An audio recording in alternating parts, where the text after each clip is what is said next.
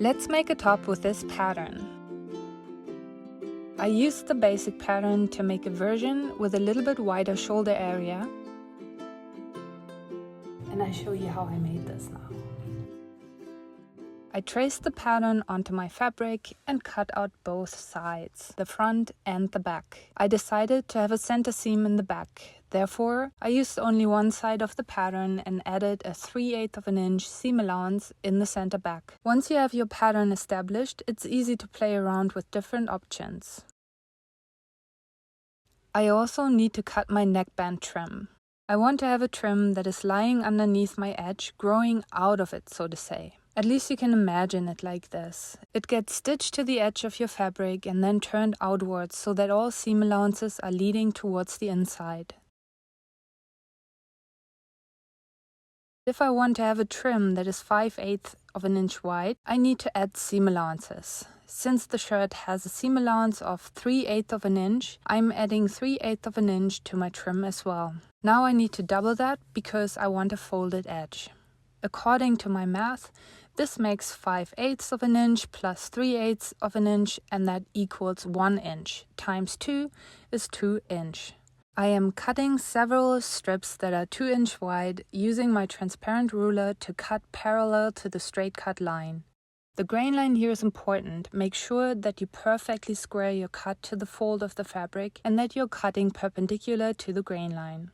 I roughly measure the circumferences of neck and armhole to know how many strips I need and how much length I need. I also cut a test strip. This one is to determine the negative ease. These strips are best cut with a rotary cutter. My kitchen scissors that I have here really did not make a great example. And also, don't tell anyone that I'm using a pencil to mark the line. In order to work with my band, I have to fold it in half and press it. I like to roll it up on an empty toilet paper roll. You can use whatever you have. This way, it keeps its shape until I use it. The negative ease. Negative ease is used when working with stretchy fabrics. You probably know that from working with shoulder caps, where an additional amount of fabric is added to be eased in to create a rounder shoulder. In this case, when working with neckbands and elastic trims, a negative ease is planned into the length of the band to keep the integrity and the shape of the top, as well as allowing a straight strip of fabric to follow a curve. In the realm of fabrics, we talk about stretch and elasticity. Stretch is the ability of a fabric to expand, and elasticity is the ability to spring back after stretching. This means that there are very different fabrics out there, and this is also why every time I'm working with a new fabric, I'm doing this test to determine the negative ease. I'm using my pattern without the seam allowances. If I would stitch in the band without a negative ease, the trim would be wavy at the edge and most likely our seam would be stretched too. In order to stitch the band in so that it lies flat, I have to distribute the negative ease, the negative length, in the different parts of the curve. I'm aligning the trim where I will stitch it to the pattern and apply a little bit of tension as I follow the curve. I pin my fabric down to be able to really work out where I need to add how much tension. Different areas of the curve will need a different ease amount. At the beginning, here in the neck area, there is no curve and I only apply a little stretch. In the lower curve, I have to stretch the band a little bit more. I can mark these areas. I mark the center front and I mark notch positions along my curve to help me stitch in the band later. I can take the band off now and I can move it back into its original straight shape. Now I measure it and I take notes. I take the notes like this. Upper right shoulder to center front and from there to the upper left shoulder to continue the front neckline. My first measure is the seam allowance of 3/8 of an inch where I close the circle. The next increment is 6.5 inches. The second is 2.25 inches. The third is 1.75 inches and I am now at the center front from where I can go backwards. So if you do the math, my total distance of the front neck is 10.5/8 times 2. I now have to do the same for the back too. I align the band at the upper left shoulder mark with my back neckline and stretch it to follow my curve nicely. I make notch marks and in this case only one. I am putting a pin in the shoulder mark to make it obvious that this is where my shoulder is. Now I'm measuring from the upper left shoulder to the center back to the upper right shoulder again, and to the first increment, which is 1.5 inches. The next one is 2.25 inches, and then I'm already at the center back. Now I'm going backwards again to follow the second half of the back neckline. On the other side, I'm adding seam allowance again to be able to stitch and close the circle. Now I need to do the same thing for the armhole. This time I start under the arm because I want to hide the connection seam there, so I don't have too much material buildup at the shoulder. I am using my test strip again to mark my increments with a different color to not confuse me. I take it off and lay it flat again. Now I can measure underarm seam through front armhole to upper shoulder, shoulder to underarm seam through back armhole, seam allowance underarm. To finish, I add 3/8 of an inch as the seam allowance. My first increment is 3 3/8, my second is 2 1/8, the third is 2 3/8, 2 1/4, 2 1/8. You get the idea. You can measure however you like, just make sure you work accurate here. Now I can use these measurements to convert my test into a paper pattern for this fabric because I know exactly how much negative ease I will need. I need to make 2 patterns for my bands, one for the neck and one for the armhole. I like to do that by folding the paper already in half. Knowing that my band is 1 inch total in the fold, I cut 2 strips at 1 inch in the fold. I mark one as the neck and one as the armhole. I am starting with the neckband. I trace the connection seam allowance first. I did change my mind and I'm only using 1/4 inch to avoid too much material buildup. Then I use my notes to mark the beginning. Upper right shoulder, then I take my increments that I took earlier and mark them on the pattern until I get to the center front. From here, I go upper left shoulder to the center back, and from there to the upper right shoulder, where my circle ends. I mark 1/4 seam allowance, and I cut the notches so that I can mark them on the fabric later. For the armhole, I'm doing the same thing. I mark the seam allowance at the underarm, I mark my front armhole increments leading into the shoulder, and from the shoulder, I mark my back armhole increments leading back to the underarm seam where my circle connects. I mark the seam allowance here, and now I have my band patterns. Now I can use these patterns to cut my band to size. I need 2 armholes and 1 neck trim. I cut the end perfectly straight, and now I trace my pattern and transfer the notches to the fabric. I am using a Sharpie because I do not have a different one here. You obviously want to use something less permanent. I make sure I mark my shoulder points clearly to not confuse myself.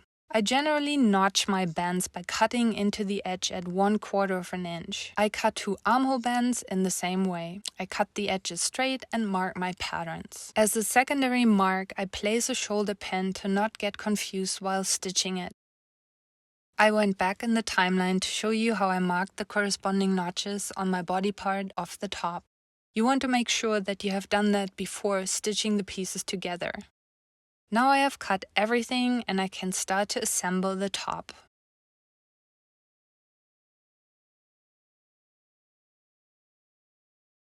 I am using the leftover strips to do some stitch tests. I am using a narrow zigzag to stitch my pieces together. This is because my seam will be stretchy. If I would use a straight stitch to stitch my seams, they would rip very easily in the elastic material. Sewing machines like to eat the fabric at the start of a seam. I'm using this fine tissue paper underneath the first few centimeters of my seam. I can easily tear it away after I have sewn the seam by tearing one side first and the other one will just come off. After stitching the center back seam, the shoulder, and both of the side seams, I'm running a wide zigzag at the edge of the seam to secure my edge. With this, I am imitating a serger seam. It is not quite looking like an industrial finish, but it certainly does the job well, and it's on the inside anyway. Here is the top sewn together and I have to press the seam allowances. I am pressing the shoulder seam allowance toward the front so that when I look at the shoulder from the front, I do not look into the shadow of the seam.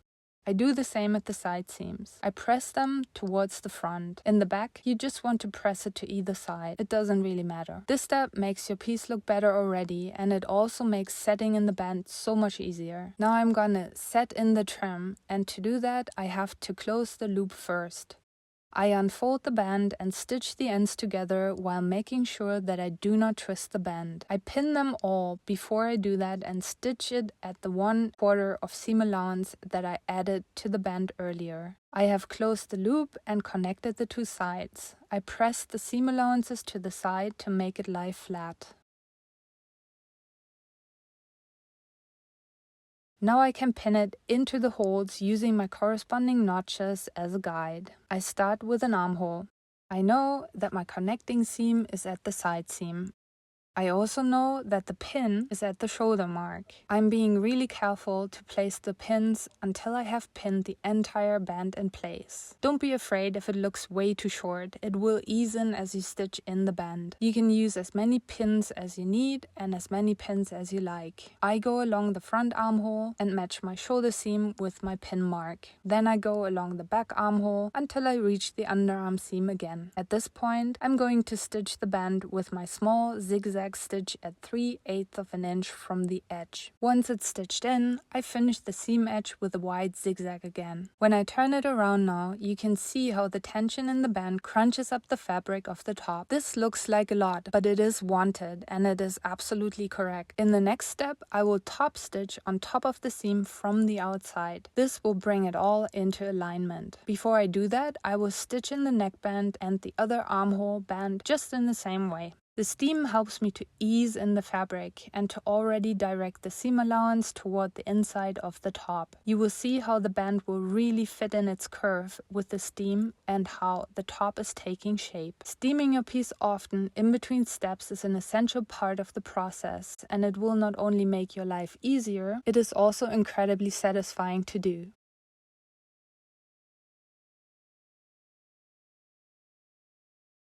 And this is the top. It's so close to being finished. You see, it came out really nice. The steam helped to press the seam allowances back, to bring the ease wrinkles down, and prepped it perfectly for the next step. Here you can also see how it looks from the inside. It's nice. Now it's only missing the top stitching and the fold at the hem. To top stitch around the neck and armhole band, I'm using a double needle. You can buy them everywhere now, and I make sure to list the links in the description to this video. I am top stitching at 1 mm from the edge around all seams with a band. Now I only need to finish the hem, and I only need to fold it up. Jerseys like to roll up. I like to use a little bit of starch at the edge, and that prevents the rolling. Just apply it and press it. This will make your life much easier in the next step. Now I'm turning my top inside out and fold up the hem so that it's folded up to 3/4 of an inch. My hem is curved, and that means that I need to be extra cautious to not twist the hem. I'm using my iron with steam again to help me press the extra width down and to ease it into a curve. I do this all around until I reach the other side again. I want to stitch the hem from the top at 3/4 of an inch. I am using the double needle again to stitch all around the hem from the outside. And here's the finished shirt. I gave it a good final press with my iron to make it look nice and finished. What do you think? Not too bad, right? Working with jersey can be fun and it's so quick. You should try it out. Let me know how it goes. The cool thing is that once we have established a good fitting basic pattern, we can make it easily into other style. This is where it gets really fun and where I can show you some of the pattern modification technique one at a time. In part 3, I will show you how I made a long flowing beach dress based on this top pattern using a technique called slash and spread. I'll see you there. If you found this video useful, make sure you like and subscribe to my channel. This is just the beginning of a series of pattern making videos, and this way you get notified when the new content drops.